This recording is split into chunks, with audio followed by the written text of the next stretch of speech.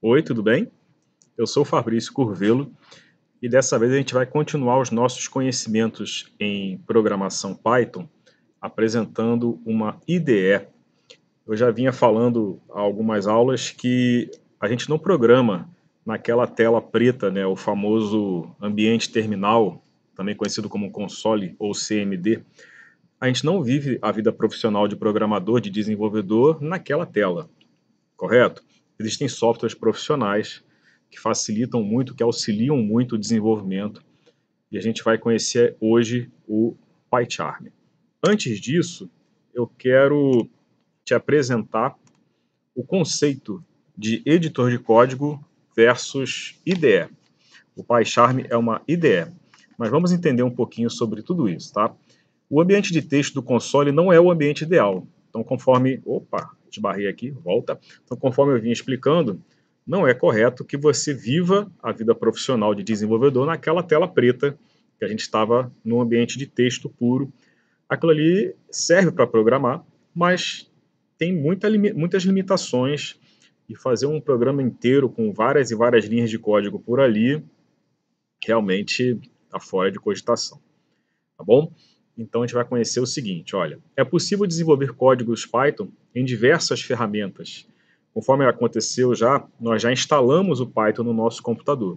Mas onde você vai realmente digitar os seus códigos, tem várias opções por aí. Todas de muita qualidade, todas excelentes, todas utilizadas no ambiente profissional aí, muito utilizadas por aí afora, pelo mundo afora, tá bom? Eu vou te apresentar uma fantástica que a gente vai trabalhar aqui. Bom, antes disso eu preciso te mostrar o seguinte. Existem ferramentas que são consideradas editores de código e outras que são consideradas IDEs. Vamos falar um pouquinho sobre isso. Existem muitos editores de código que a gente pode trabalhar com Python. Alguns famosos como Sublime Text. Depois eu vou disponibilizar esse material e aqui está o link para você buscar essas ferramentas caso queira. Inclusive, se você jogar esses termos no Google, eles aparecem com muita facilidade os sites oficiais dessas ferramentas, tá? Então, temos aqui o Sublime Text, temos Atom, que é uma outra muito utilizada. Temos o VS Code, que é da Microsoft, inclusive. E essas ferramentas não são específicas só para o Python, não, tá bom? Elas servem para o Python, mas elas também são compatíveis com outras linguagens de programação. Bom, e temos também as IDEs. A diferença principal entre os editores de código e as IDEs é que os editores de código, eles são programas mais leves, mais simples. Eles fazem muito do que a gente precisa, eles colocam códigos em cores diferenciadas que nos facilitam a identificação de características específicas ali. As IDEs também fazem isso, né? Eles chegam a sugerir código também, algumas vezes que a gente está digitando, as IDEs também fazem isso, mas eles têm um tamanho menor e, por conta disso, eles costumam ser mais limitados. Isso não é uma regra, não é um fato que acontece sempre, mas normalmente é dessa forma. Eles são mais leves também, isso é uma grande vantagem, principalmente se o seu computador não é um computador moderno, atualizadíssimo. Os editores de códigos costumam ser mais leves, mais tranquilos para você rodar nos computadores mais antigos. As IDEs, elas são projetadas para favorecer o máximo possível no desenvolvimento. Então, elas costumam ser softwares maiores, mais pesados, nada também que seja absurdo, né, exceção de uma ou outra IDE, mas especificamente falando da nossa, ela não é uma das mais pesadas que existem, mas ela é mais pesada do que os editores de código, tá bom? Porém, você ganha diversas funcionalidades, diversas ajudas que ela oferece, enfim, ela é mais inteligente, ela é mais espontânea na hora que você está programando, tá bom? A gente vai usar uma chamada PyCharm, é uma IDE muito utilizada no mercado de trabalho aí na programação em Python. Ela é desenvolvida por essa daqui, que é a JetBrains, esse desenvolvedor de IDEs, que desenvolve diversas IDEs para diversas linguagens de programação.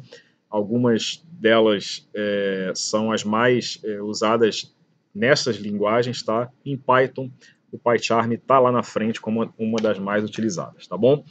E conforme está escrito ali embaixo, eu até estou tapando no finalzinho da frase ali, mas eu vou ler para você. Nada impede que você escolha outra IDE ou um outro editor de códigos, tá bom? Só que a gente aqui nesse curso, a gente vai seguir no PyCharm, porque além de ser uma excelente ferramenta, muito intuitiva, muito bacana, ela é muito utilizada no mercado de trabalho também. Então a gente vai padronizar o curso em cima de uma ferramenta que é reconhecida e usada demais no mercado de trabalho. Tá bom? E além de tudo, ela é gratuita, né? Código aberto, código livre, é espetacular. Tá bom? Então, a gente vai fazer o seguinte, ó. Vou abrir aqui. Aqui está o site oficial da JetBrains, onde está o PyCharm, mas você também pode simplesmente buscar no Google download PyCharm, tá bom? Ele já vai abrir aqui no site, olha só o link apontando para JetBrains. Vou clicar aqui então. Já abriu direto na página de download, ok? Importante você saber o seguinte, existem duas versões, uma que é a Professional e a outra que é a Community, tá bom? Nós vamos ficar nessa versão Community, que é a versão free disponível para open source, né? Ela deve ser utilizada principalmente quando você está estudando ou trabalhando isoladamente, né, por conta própria, né? Mas em ambiente empresarial, você deve oficialmente trabalhar com a versão profissional, tá bom? Além disso, você tem aqui disponível versões para Windows, Mac e Linux. A mesma história que aconteceu lá na outra instalação, que foi a do Python, né? O site detecta o sistema que você está usando no momento e já abre a tela no sistema correto aqui para o download. No meu caso, eu estou no Windows. Mas mesmo assim, se ele abrir errado ou se você quiser fazer o download para depois instalar em um outro computador que está com outro sistema, basta que você selecione aqui as opções que deseja, tá bom?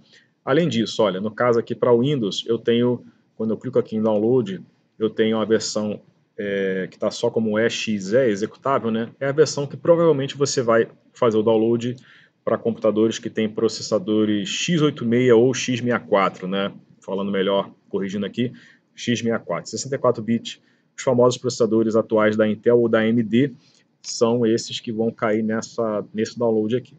Essa outra opção aqui são os processadores ARM, são processadores novos, que não são da Intel nem da AMD. Eu, por enquanto, só conheço um processador desse nos computadores da Apple, mas aí lá você estaria usando o download para Mac, né? Ou seja, são aqueles processadores que normalmente são utilizados hoje em dia para dispositivos móveis, tá? Se você tiver em algum computador que o processador é um processador de dispositivo móvel, é um processador ARM, então você escolhe essa outra opção. Para a maioria das pessoas, nós vamos ficar só no ponto exe mesmo. Então, clica ali e aí você faz o download, tá? Eu já fiz o download para economizar esse tempo de espera na gravação do vídeo, mas você deve, por favor, fazer. Feito esse download, você então busca o arquivo que acabou de ser baixado. Deixa eu pegar aqui então o meu, é esse aqui, e executa a instalação dele, tá? Então, 2 cliques nele e a instalação vai começar. Enquanto ela começa, eu vou abrir aqui também a nossa apresentação de novo para te mostrar um passo a passo aqui, mas não tem nenhum mistério, mas já que nós temos um roteirinho, eu vou seguir aqui esse roteirinho, tá bom? Deixa ele voltar aqui para o instalador. Volta, cadê você? Não abriu ainda não? Eita, rapaz, aí ele está perguntando aqui a minha autorização. Ficou aguardando eu clicar e estava fora da minha visão. Agora ele abriu, deixa eu puxar para cá que ele abriu em outra tela. Bom, então essa é a tela inicial do instalador. Agora sim, deixa eu voltar aqui na nossa apresentação e eu vou ficar alternando entre eles. Assim, isso que eu queria. Então tá aqui o instalador, tá aqui a nossa apresentação, tá bom? A próxima tela que ele vai abrir aqui pra gente, deixa eu avançar aqui, ó, avancei. Ele vai perguntar onde eu quero instalar. Já veio aqui uma opção que eu não vou alterar, tá bom? Avancei e agora sim, ó, chegamos nessa tela, deixa eu até botar assim, ó, Aqui está com um zoom grandalhão na minha apresentação, mas a tela é essa, tá bom? Repara que ela veio toda desmarcada. E vou te pedir a gentileza de marcar todas as opções que nós temos aqui. Então, a primeira é criar um atalho na tela. É legal para você já ter esse atalho depois que terminar a sua instalação. Ai, meu Deus, volta. Isso. Então, marco aqui. Tenho ainda a opção de adicionar menu de contexto. Isso aqui é quando você está em alguma opção qualquer lá no seu Windows e dá um botão direito e surge aquele menuzinho de alternativas, né? Se alguma coisa for compatível com programação Python ali, ele vai dar uma alternativa disponível ali já naquele menu no Windows Explorer ou no gerenciador de arquivos do Windows, né? Outra aqui é que os nossos arquivos em Python possuem a extensão .py e ele quer que você associe essa extensão ao programa do PyCharm. Essa é essencial que você marque. E essa última é aquela do mesmo motivo que a gente teve na instalação lá do software do Python, né? Adicionar a pasta dele aqui de trabalho ao caminho do Windows, porque senão você ia ter que ficar apontando aonde está o Python para criar os seus projetos. Então é interessante que você marque todas as alternativas exatamente conforme a nossa apresentação aqui pediu. Vou avançar aqui, tá bom? Depois ele vai te perguntar o nome da pasta no menu iniciar, na verdade, que ele vai criar. Ele já sugere aqui JetBrains, eu não vou alterar nada. E vou clicar em Install. E nisso ele vai fazer todo o processo de instalação. E eu vou dar aquele pause aqui para a gente não ficar olhando essa barrinha encher até o final, né? Daqui a pouco eu volto. Opa, instalação concluindo ali. Ele, ao final, pergunta se você quer reiniciar agora ou deixar para reiniciar futuramente. É interessante que você reinicie agora. Todo software que pedir que você reinicie o sistema, perguntar se você quer reiniciar, é porque ele alterou, fez alterações importantes no sistema, então é legal que você reinicie, tá bom? Vou finalizar aqui e ele vai pedir então para reiniciar. Eu vou pausar esse vídeo e quando a gente reiniciar o sistema aqui eu volto. Até já. Então, meu computador reiniciou, Python e o PyCharm ambos já instalados, bonitos. Então agora eu vou iniciar o PyCharm pela primeira vez, clicando aqui no ícone que ele jogou na minha tela. O ícone não aparece na tela de vocês porque eu estou com 2 monitores, né? Mas já cliquei, ele está carregando e abriu essa janela aqui para mim. Janela inicial aqui do nosso PyCharm. E ele me dá aqui um bem-vindo ao PyCharm e aparece aqui novo projeto, Open, enfim. Eu preciso conversar com você um pouquinho sobre como é que é o conceito aqui dentro do nosso PyCharm. A gente vai trabalhar com projetos.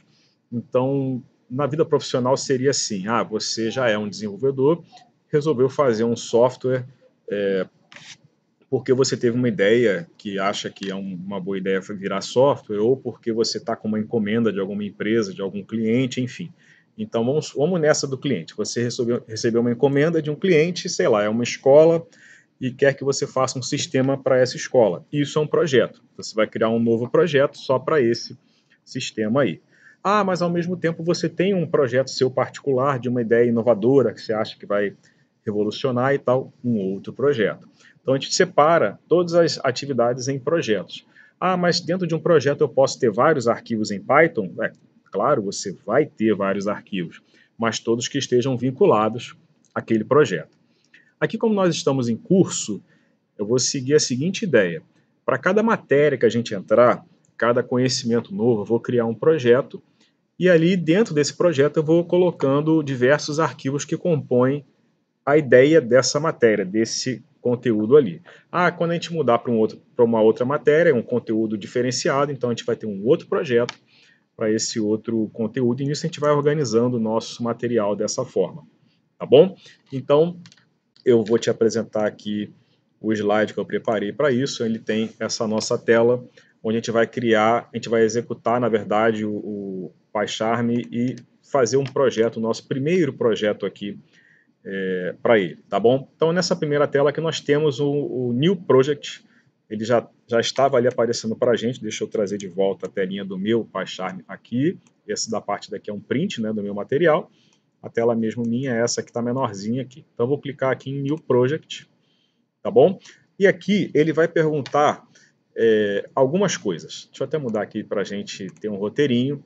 Olha, ele vai te perguntar, a localização aqui aparece duas vezes, né? Location e location. Nesse superior aqui, é exibido o local onde o seu projeto será salvo. A gente vai criar um projeto chamado Hello World, tá bom? Então ele veio ali com um nome diferente na iniciação, ó, no meu está marcando Python Project, mas a gente vai mudar para Hello World. É importante também você perceber onde você quer salvar esse projeto, tá? No meu computador tem o Drive C, Drive D, eu já tenho uma pasta que eu trabalho só com projetos, enfim. Então, eu já até configurei aqui para essa pasta. Você pode fazer essa modificação, desculpa, eu cliquei aqui, sim. Você pode fazer essa modificação clicando nessa pastinha aqui. Ele abriu aqui fora da minha tela, deixa eu trazer para cá. E você pode localizar a pasta que você quer trabalhar, né? Repara, eu tenho Drive C, Drive D, né? Então eu vou aqui no D, no meu caso, eu quero fazer nesse local aqui. Eu tenho uma pasta chamada Projetos. Cadê a pastinha? Está aqui, Projetos. Nela já tem uma pasta chamada PyCharm. Eu vou selecionar essa pasta aqui. Então ele vem, apontei ali, né? Só que é legal que você dê um nome para esse projeto também. Então eu vou colocar ali, olha, repara que ele já estava, no meu caso, D, projetos, PyCharm. Eu vou botar uma outra contrabarra. Então deixa eu pegar ela aqui. Uma só, desculpa. Então vou dar o nome do projeto que eu quero, que é esse nome aqui, ó, Hello World. E atenção, do jeito que está ali, tá bom? Com H maiúsculo, tudo junto, em seguida o W maiúsculo. Também é um padrão de nomenclatura. A gente vai conversar um pouquinho mais daqui a pouquinho, tá bom? Então, projetos, PyCharm, isso a pasta minha, tá? A sua, você até pode deixar naquele sugeriu, mas a parte final, que estava como nome de Python Project, por favor, renomeia para Hello World. Observa que aqui embaixo ele acompanhou essa modificação nesse segundo location aqui. Deixa eu tirar da cena aqui para a gente ver como eu fiz no print. Repara que ele acompanha Hello World aqui, também veio aqui Hello World, só que ele fica no finalzinho escrito /venv, tá bom? Isso é um ambiente virtual que ele tem para desenvolvimento, esse venv, não precisa alterar. Ele repare aqui que ele já está escrito aqui virtual env e o location já contendo esse virtual env, o venv. Não precisa modificar isso, só se preocupa mesmo com o nome da pasta que você criou na parte superior. Fora isso, não temos mais nada para alterar, é só clicar ali embaixo em Create. Então, cliquei e ele vai criar o nosso projeto. Opa, está abrindo ainda. Aguarda um pouquinho, a primeira vez ele cria o projeto, então ele cria uma pasta com vários arquivos dentro. Esse processo não é instantâneo. Vem aqui uma dica do dia, você pode dar uma lida, é sempre legal. Eu vou fechar aqui a dica, tá bom? Está aparecendo aqui na parte inferior, eu acho que a minha imagem está tapando, mas aparece aqui uma pergunta se eu queria fazer um download para concluir qualquer coisa. O que ele te perguntar, é a primeira vez que ele está rodando, você pode concordar, deixa ele fazer os downloads finais de tudo, tá bom? E outra dica é, aguarde olhando aqui o rodapé, ó. No meu caso, ainda tem uma barrinha preenchendo aqui, vamos aguardar ela preencher toda. É a primeira vez que ele cria o projeto, ele está preparando tudo, não está pronto ainda para a gente trabalhar não, está fazendo ali, está fazendo algumas atualizações, uns updates enquanto ele está criando. Eu acho até que vou dar um pause na gravação, porque está me parecendo que tem um download um pouquinho demorado acontecendo. Quando terminar tudo eu volto aqui. Opa, agora sim, ele concluiu. Observe que aqui embaixo não tem mais nada preenchendo, nada mais em andamento. Então a instalação foi concluída. Então, deixa eu até fazer a comemoração aqui. Opa, projeto criado, tá bom? Essa é a tela inicial de quando já temos um projeto criado dentro do PyCharm. Eu vou bater um papo aqui inicial sobre o que a gente precisa conhecer de primeira mão aqui no ambiente do PyCharm. Primeiro, nós temos uma divisão aqui muito visível. Eu posso clicar, inclusive, e dar uma reorganizada. Eu costumo puxar mais para cá e deixar a tela de código maior para a gente, né? Aqui basta que eu veja, entenda o que tem aqui dentro, mas não precisava daquele espação todo que eu tinha ali, né? Então, ele abre nesse arquivo chamado main.py. E ele, para a gente, é só um descritivo de que o projeto foi criado com sucesso, eu não preciso dele para trabalhar. Posso fechar ele aqui nesse xizinho, tá bom? E a tela que eu quero realmente é desse jeito que está aí. Então agora a gente vai, deixa eu até mostrar aqui de novo, a gente vai criar o primeiro arquivo Python dentro do nosso projeto. O projeto é só uma pasta, vamos chamar assim, para organizar tudo que a gente tem que fazer da mesma sequência, do mesmo assunto, né? Nesse caso, eu vou criar um projeto, vou criar um arquivo Python para começar então a trabalhar com o meu código. Então, o procedimento é o seguinte, olha, você vai aqui no projeto, olha aqui, nós temos aqui do lado esquerdo o nome do projeto que eu criei, que é Hello World. Então, eu vou nele, vou dar um botão direito em cima dele, direito do mouse em cima dele, tá bom? Surgiu esse menu suspenso. Eu vou aqui em New, né, que é novo, New. Nas alternativas que surgiram, eu tenho uma aqui chamada Python File, arquivo Python. Vou clicar nele, tá bom? Ele joga uma janelinha aqui no meio e vai me perguntar o nome do arquivo que eu vou dar para criar aqui, tá bom? Trazendo aqui para a nossa apresentação, o nome do arquivo que eu vou fazer é olá_mundo. Então é só isso que você vai digitar. Olá, sem acento, tudo em minúsculo, underline mundo. Então, vamos lá. Olá, underline mundo. E vou dar Enter. Então, olhando aqui agora a parte superior esquerda, dentro do projeto eu tenho já o arquivo main e o arquivo Olá Mundo. E aqui está aberto para mim o Olá Mundo. Se você por acaso fechar a abinha dele, basta dar 2 cliques nele de novo que ele volta para a gente. Então já temos o nosso primeiro arquivo esperando que eu coloque um código Python ali, e esse é o nosso Olá Mundo, tá bom? Vamos então colocar o primeiro comandinho nosso, que por acaso é o nosso print, ok? Então, vou aqui digitar print, vou abrir, que nem eu tinha feito já no ambiente do console, lá, né, no ambiente terminal, abrir parênteses, observe que ele já criou o parênteses que fecha, já começou a aparecer a diferença de uma IDE para o ambiente lá do terminal, né? Escrevi print, abri parênteses. Ele já fechou e já me colocou o cursor dentro dos parênteses, quer dizer, ele já sabe que você vai trabalhar ali dentro. Vou abrir aspas duplas, ele também já colocou aqui fecha, olha como é que ele já está ajudando, já está diferenciando, já está querendo sugerir algumas coisas ali, por enquanto não atendem, mas já é uma sugestão que ele está querendo dar. E eu vou colocar ali, olá mundo. Antes de executar, eu quero também fazer uma configuração em relação ao tamanho da fonte e algumas outras coisas iniciais, tá? Eu acho que até deve estar muito pequenininha aí no vídeo para vocês. Então, olha só, se você for no menu File, nós temos aqui uma opção chamada Settings, que são as configurações. Então, cliquei ali em Settings, ele abriu aqui nessa janela. Nessa primeira janela que ele abre aqui, no meu caso, ele já abriu aqui em Appearance, que é a aparência, né? Está marcando aqui Appearance, está marcando o tema Dárcula, que é esse tema escuro que você está enxergando aí. Normalmente a gente trabalha com esse tema, mas isso não é obrigação não, tá bom? Isso tem que ser de acordo com o conforto visual que você tem. Se você acha o ambiente escuro mais desconfortável, você pode selecionar outros. Nós temos aqui o IntelliJ Light, que é um ambiente que vai deixar tudo claro. É a mesma coisa, só que mudou de escuro para claro. Fica a seu critério, tá bom? Temos também um outro chamado Alto Contraste, que ele é escuro com as cores bem mais contrastantes, tá bom? Eu vou deixar o meu nesse padrão Dárcula, que é o padrão que já é o default dele, né? O que vem nele. Mas se você quiser mudar, fique à vontade, tá bom? Mas eu quero, na verdade, não quero ir aí. Eu quero aqui, ó, em Editor. Então tem uma setinha ao lado de Editor. Cliquei nessa setinha. E agora eu vou em Fonte. Ele está marcando aqui.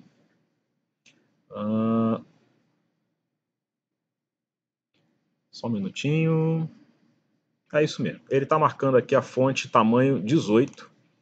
Tudo bem? Se você quiser mudar o tamanho da sua, fique à vontade. Eu sugiro que você não mude a fonte, não escolha outra fonte, porque isso pode causar uma confusão visual. Normalmente a gente trabalha com códigos usando fontes mais lisas, vamos chamar assim, né? Não fontes muito enfeitadas, porque elas costumam confundir mais. Mas você é livre também, tá bom? Eu só estou te dando a dica do que eu acho legal, tá bom? Agora a fonte aqui você pode aumentar ou diminuir, tipo se você botar em 12, e apertar aqui Apply, você vai perceber que o print lá, o meu, então sumiu de vez agora ali, né? Vou mudar ele, por exemplo, para 24, Apply, opa, já ficou um pouquinho maior. Acho que, deixa eu tentar aqui, sei lá, um 26 aqui. Como eu estou só na intenção de fazer vídeos, eu acho que uma letra miudinha não é a melhor ideia, tá bom? Mas se você aí no seu considera uma letra pequena algo mais confortável, fique à vontade, tá? Mas eu acho que para vídeos é interessante que eu tenha uma letra um pouquinho maior, uma fonte um pouquinho maior. Então eu vou deixar o meu em 26, qualquer coisa eu volto para mudar também, né? E vou dar OK. Então agora sim, o que eu tinha digitado, print Olá Mundo, ficou desse tamanho. E eu quero executar. Nós temos aqui um play aqui, ó, mas vai com calma. Repare que está escrito main aqui ao lado. Main é aquele outro arquivo. Então se você der um play aqui, ele vai executar aquele arquivo main. Normalmente a dica que eu faço é a seguinte: a primeira vez que eu vou executar o arquivo que eu estou trabalhando, dá um botão direito aqui na área vazia, que ele aparece aqui essa opção, ó, Run, e o nome do arquivo, que nesse caso é Olá Mundo. Você clica ali e ele vai executar. Antes de comentar o que executamos, olha lá para cima que lá estava escrito main e mudou para Olá Mundo. Então se eu fechar aqui a execução que eu tive e voltar lá agora e der um play, ele já vai direto. Então só a primeira execução de cada arquivo que você vai dar com o botão direito. Depois as próximas você já vai direto lá no play que ele vai ter. Mas quando criar um outro arquivo Python, vai ter que fazer o botão direito de novo. Se por acaso você também quiser continuar sempre pelo botão direito, pode ir de boa também, que ele vai lá, Run, Olá Mundo, ou até mesmo pela tecla de atalho que ele já está sugerindo aqui, ó, Ctrl Shift F10. Então, se você apertar Ctrl Shift F10, ele também vai executar para você, que nem eu fiz agora. Ok? Enfim, quando ele executa, ele traz aqui para a gente uma divisória na tela. Repara que surgiram opções aqui embaixo e está selecionada a opção Run, ou seja, ele está executando. Nesse caso, ele já executou. A gente vai ter momentos que você vai ver a coisa acontecendo e vai interagir com ela. Nesse momento, isso ainda não está acontecendo. Mas ele executou. Ele me deu aqui o seguinte, olha, o projeto que está vindo, toda a execução que está vindo desse caminho aqui, me deu como resposta isso. Olá, mundo. Repara que você digitou print Olá, mundo, e a resposta é essa. Nós já conhecemos esse comando print, sabemos que a resposta dele é uma informação que surge na tela do usuário. A diferença para o que a gente tinha antes no ambiente de terminal é que você digitava print Olá Mundo, dava Enter e já vinha a resposta. Agora não.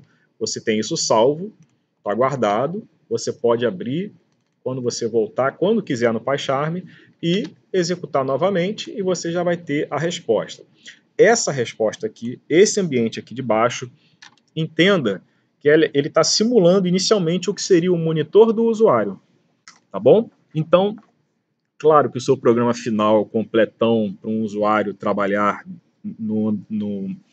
já como profissional, né, não é uma tela de texto como essa. É um ambiente gráfico muito melhor elaborado e tudo mais.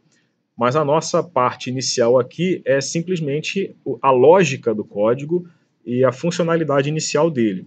Então, a funcionalidade inicial dele é dessa forma que acontece, tá bom? Você tem o seu código feito e a resposta que o usuário enxerga aqui. Vamos ter momentos adiante onde você vai perguntar coisas para o usuário, vai pedir valores para o usuário, ele vai digitar, a digitação dele vai entrar aqui também e vai interagir como sendo isso aqui fosse o monitor que o usuário enxerga. O usuário não vai enxergar o seu código, ele só vai enxergar a tela que aparece para ele e essa parte aqui de baixo está simulando essa tela de usuário, tá bom? Então nós temos esse ambiente específico para isso. Quando você encerrar a execução com o usuário, você pode fechar aqui, continuar digitando o seu código e querendo interagir novamente, você aperta o play. Então, por exemplo, se eu colocar aqui uma outra frase, um outro print, e colocar tipo um bom dia, né? Então, quando eu apertar o play agora, ele vai me dar as duas respostas. Olá, mundo, bom dia. Então, é a interação com o monitor do usuário, é a parte de baixo que nós estamos recebendo aí de resposta. Ok? Deixa eu voltar aqui para o nosso material. Legal. Temos aqui também a parte para criar comentários. É importante que você coloque isso e eu vou te explicar o que é um comentário. Sabe quando você está no seu caderno e o professor fala alguma dica importante de um assunto e você quer guardar um comentário daquilo, porque senão você vai esquecer, no caderno eu costumo fazer assim, né? Eu puxo uma setinha e escrevo, ó, isso significa tal, né? Faço um rabisco ali ao lado. No código, você pode fazer comentários, deve fazer comentários. Os comentários são legais, primeiro porque você explica o que é aquilo que você está raciocinando ali. Às vezes a lógica não é tão simples ou ela fica grande demais e você não quer ler aquilo tudo, aí você faz um comentário. Ó, isso aqui é para tal coisa. Então, dá uma explicada no código. E, como eu já falei em outros momentos, a boa prática, né, ou seja, a sua interação com os demais profissionais na área, ela é muito bem vista quando você faz comentário nos seus códigos, você está explicando para que serve aquilo, porque nem todo mundo vai entender de primeira a lógica dos outros. Então, muitas vezes, a pessoa tendo um comentário, ele, sim, aquilo significa, ele quis fazer aquilo, eu teria feito de outra forma, nunca pensei desse jeito, olha como ele é diferente, ele pensou melhor do que eu, enfim. Essas respostas surgem melhor quando você comenta o seu código. Então, eu vou te dar algumas dicas para você fazer comentários em Python, tá bom? Existem dois tipos de comentários para a gente trabalhar no Python. Um é o de uma linha, que é o famoso hashtag, e o outro é o de bloco. Vamos aos poucos, tá? Comentário de uma linha, vamos lá. Comentário de uma linha, deixa eu fechar aqui, é o comentário que você escreve lá um hashtag e coloca o que você quer explicar sobre aquilo. Tipo, eu estou colocando ali ao lado do print Olá Mundo, então eu vou, por exemplo, explicar aqui assim, ó, surgirá na tela do usuário a mensagem, vou botar até assim, ó, Olá Mundo. Ué, mas quando você executar agora esse código, isso aqui não vai dar erro, porque isso não faz parte da linguagem Python. Tu está escrevendo até em português, pô? Então, é aí que está o detalhe. O comentário, o interpretador de comandos do Python entende que isso aqui não é para ser executado. Ele pula essa parte do código que está ali, né? Vira um comentário mesmo, é um rabisco em anexo que você está fazendo. Então, é legal você ter isso para que você leia depois, ou quem for ler o seu código leia depois e entenda o que isso faz. Mas se você for ali rodar de novo, isso não interferiu em nada. Repara que deu a mesma saída que eu tinha antes, tá bom? Então os comentários eles não são interpretados, eles não são executados, mas são essenciais para que o seu entendimento fique mais claro, fique mais explicado ali, tanto para você quanto para quem for olhar o seu código. Então, como eu te disse, temos duas formas de fazer comentários. Uma é essa, de hashtag, e você pode, deixa eu até bagunçar um pouquinho aqui a casa, você pode fazer ele em qualquer lugar. Então eu posso tirar ele daqui, eu dei um Ctrl X, vou colocar ele ali antes de tudo, por exemplo. Então eu poderia fazer desse jeito, estou explicando que vai surgir na tela do usuário a frase Olá Mundo. Então quando eu rodar, surgiu lá, né? E aqui eu também poderia fazer um outro, já tinha copiado, deixa eu só colar aqui assim, ó. Só que agora vai vir a frase bom dia. Claro que eu estou fazendo um comentário muito simples, né? Você deve estar assim, poxa, precisava explicar mesmo o que está acontecendo aí? Eu sei que não, né? São mensagens ainda muito fáceis para a gente. Estou te explicando como se faz um comentário, mas você vai querer fazer comentários futuramente, tá? Porque os códigos vão crescer, não é coisa de uma linha ou duas, e é legal que você faça essa explicação sempre. Dicas. O comentário de uma linha você pode fazer em qualquer lugar, como eu te disse, mas por boa prática é interessante que você faça de uma das duas formas que eu vou te falar. Uma é do jeito que está ali agora. Ele antes do que eu estou explicando antes da coisa acontecer. Então, por exemplo, eu comentei aqui que vai surgir na tela a mensagem Olá Mundo e depois é que veio o comando para surgir a mensagem Olá Mundo. Em seguida tem um comentário dizendo que vai surgir a mensagem Bom Dia e depois é que veio o comando para surgir a mensagem Bom Dia. Estou te dizendo, pô, mas como é que poderia ser e estaria errado? Errado não estaria nunca porque vai funcionar. Mas como boa prática, não é legal que você faça isso aqui. Colocar o comentário depois. Porque eu aqui só tenho 2 linhas de código, na verdade. Mas se eu tivesse 500 linhas e no meio daquela multidão tem isso daqui, vamos tirar isso até isso daqui, vou tirar para tu entender melhor o que eu quero. Assim. No meio da multidão de vários códigos tem essa frase aqui. Se eu já sei a boa prática, eu entendo que eu estou explicando o que vem depois. Só que aqui está errado, né? Eu estou explicando o que já veio antes. Então, não é uma boa ideia você fazer o comentário para depois explicar ele, ou melhor, fazer um código para depois explicar em comentário, justamente porque, como boa prática, é legal que você explique antes para depois fazer. Ah, aqui segue um código que faz isso, aí depois é que vem o código. Então é legal que você coloque antes ou no máximo ao lado. Quando é um comentário pequeno que cabe ao lado, né? Como esse aqui está cabendo, então tudo bem, tá certinho. Eu fiz isso e expliquei ao lado que está acontecendo isso aqui. Ou, correto também, é você explicar antes o que vai acontecer. Não é legal que você explique depois, tá? Você é livre, mas eu estou te dando a dica já para você se acostumar em como é que as pessoas trabalham já quando estão interagindo aí com equipes de trabalho, né? Uma outra forma de fazer comentário, te disse que existem duas, é o comentário de bloco. O comentário de bloco ele deve ser feito quando a gente tem um comentário grande, que não é feito numa linha só. Na verdade, você está com ideia até de fazer parágrafos sobre a explicação que você está dando. Então, você faz um comentário de bloco e ele é feito com 3 aspas simples. Então, vamos voltar lá. Então, vamos supor que aqui eu vou fazer uma explicação mais detalhada sobre esse comando do bom dia. Então, não vai caber num comentário de uma linha só. Então, eu vou digitar 3 vezes aspas simples. Repara que o PyCharm já colocou 3 outras aspas simples depois e deixou o cursor ali no meio, tá bom? É outra vantagem que o PyCharm traz. O comentário de bloco, ele precisa começar com 3 aspas simples e depois terminar com outras 3. E no meio do caminho você faz o comentário que você quer. Mas como ele é de bloco, normalmente você vai fazer um parágrafo, vários parágrafos, né?